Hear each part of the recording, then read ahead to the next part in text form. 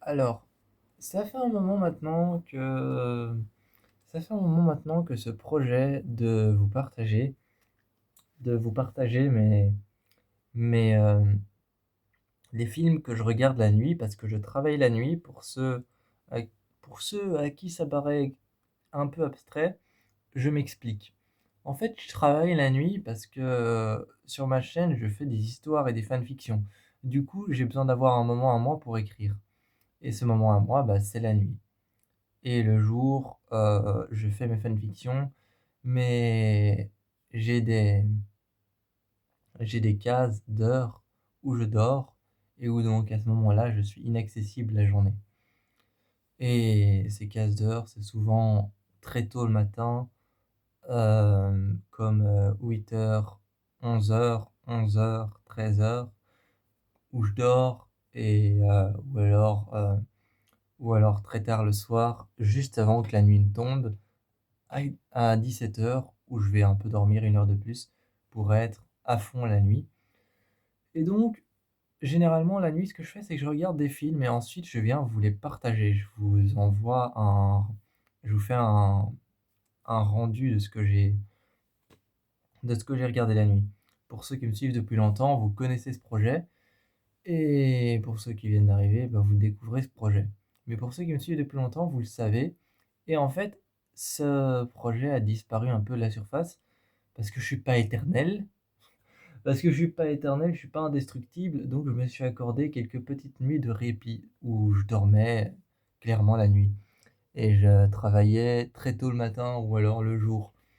Et ensuite, j'enchaînais sur mon travail.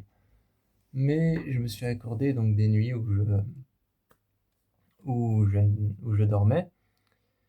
Et il y a certaines nuits où j'ai pu regarder, même si je dormais la nuit, j'ai pu veiller jusqu'à très très tard, genre minuit, 1 heure du matin, et regarder plusieurs films d'horreur. Et donc, je vais vous en parler un peu. Alors, la première nuit que j'ai fait, c'est une nuit où j'ai été me coucher à 1 heure du matin, j'ai regardé Before I Wake, qui est très sympa comme film d'horreur. Before I Wake, il est très sympa comme film d'horreur, mais si vous n'êtes pas du genre à vouloir comprendre un film, à vouloir le décortiquer et à vouloir connaître un message, juste à vous regarder un film d'horreur posé, à l'aise, je vous le déconseille. Parce que c'est un film qui parle de métaphores de tristesse, de deuil.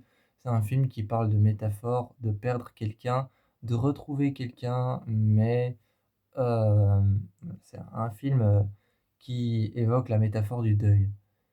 C'est l'histoire d'un jeune garçon, Cody, qui n'a que 9 ans, qui se fait adopter par une famille et qui a vécu de terribles incidents. Il a été adopté, il a été adopté par plusieurs familles, mais à chaque fois il a été délaissé, abandonné, abandonné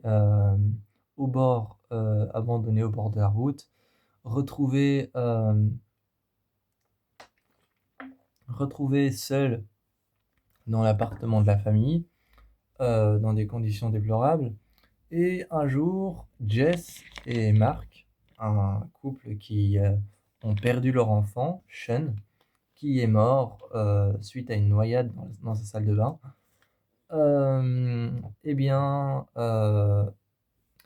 leur désir, c'est d'avoir un nouvel enfant parce que juste au moment où ils ont perdu leur enfant, ils ont découvert qu'ils étaient tous les deux stériles. Ce qui est encore pire et qu'ils ne peuvent plus avoir d'enfant. Afin d'avoir un nouvel enfant, ils adoptent Cody.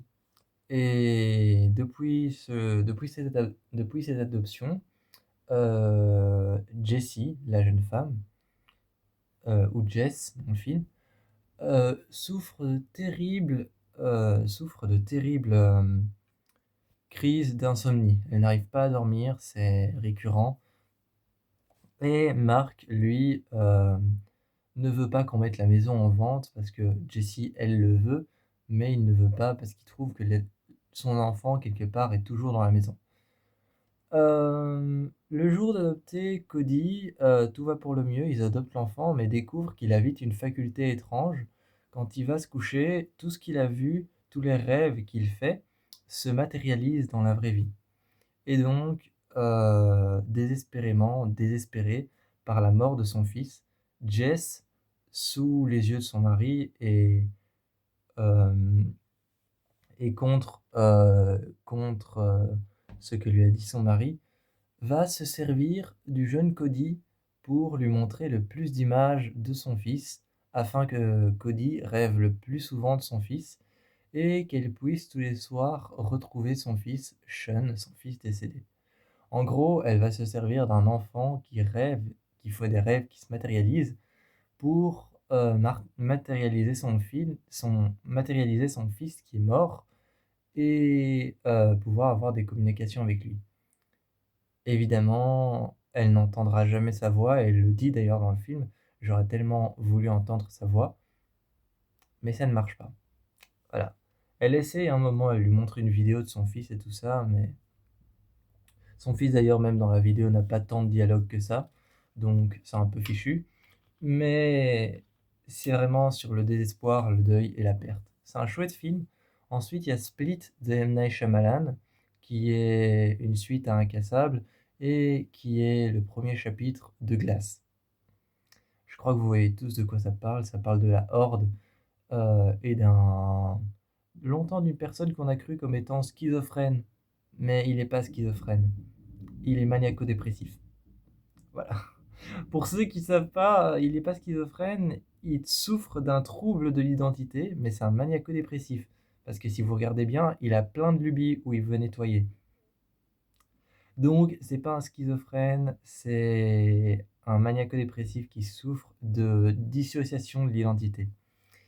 Et donc, il a 23 personnalités, si je ne me trompe pas, et il est en train de dire à sa psychologue qui essaye de le soigner, et qu'il les voit, eux, comme le second stade de l'humanité, les personnes surintelligentes, eh bien, il lui explique que la 23e identité, il faut la contenir à l'intérieur, que c'est une entité qui est mauvaise et que lui-même sait que cette entité va sortir à un moment et qu'elle est plus puissante que toutes les autres. Et c'est d'ailleurs cette entité qui le pousse à kidnapper 3 filles et à les retenir captives dans un endroit sous terre, mais je ne vous révélerai pas la nature de cet endroit, parce qu'il nous est révélé à la fin du film. Le film fait 1h57, si je ne me trompe pas, et il est assez génial. Ça fait quand même presque 2 heures. Donc, il y avait Before I Wake que j'ai regardé, et Split que j'ai regardé, et si je ne me trompe pas, il y en avait un troisième, et je ne suis pas sûr, mais c'est le film Ma, qui a été réalisé par le réalisateur de Ava et la fille du train. J'ai oublié son nom, donc je vous sors quelques-uns de ses films, hein. Ava, c'est un thriller policier sur une tueuse à gages, et La fille du train, c'est ce fameux film tiré du roman La fille du train. Et donc, c'est un film d'horreur psychologique. Je ne le vois pas comme je ne le vois pas comme un film d'horreur, je le vois comme un film psychologique, plus que horrifique.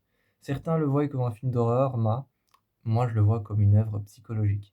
On parle vraiment du fait d'être rejeté, du fait de faire partie d'un groupe.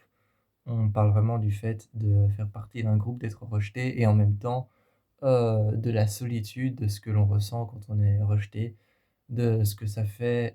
C'est une phrase qui fait partie du film que dit le personnage de Swan, Uma. Elle dit tu vois ce que ça fait de faire tu vois ce que ça fait d'être spectateur de la vie des autres. Et elle dit à une jeune mère, en tout cas je peux t'assurer que c'est encore plus terrible quand tu as les premières places.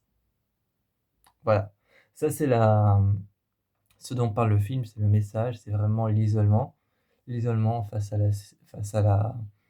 à certaines personnes qui ont une popularité extrême. Et donc, c'est un chouette film d'horreur parce qu'il se concentre sur ça, et ensuite tout se retourne contre une bande d'adolescents, là où on voit qu'il y a de la popularité. C'est un peu style jouissif parce que ça reflète un peu l'idée du karma, mais honnêtement, je vous invite à aller voir. Split, Before I Wake et Ma, parce que ce sont tous de très bons films avec leur message à eux. Hem et dans tout ce que j'ai cité, je trouve que le film avec le plus fort message, psychologique, c'est Before I Wake. Voilà, moi je vous invite à aller voir ça, je vous fais plein de bisous.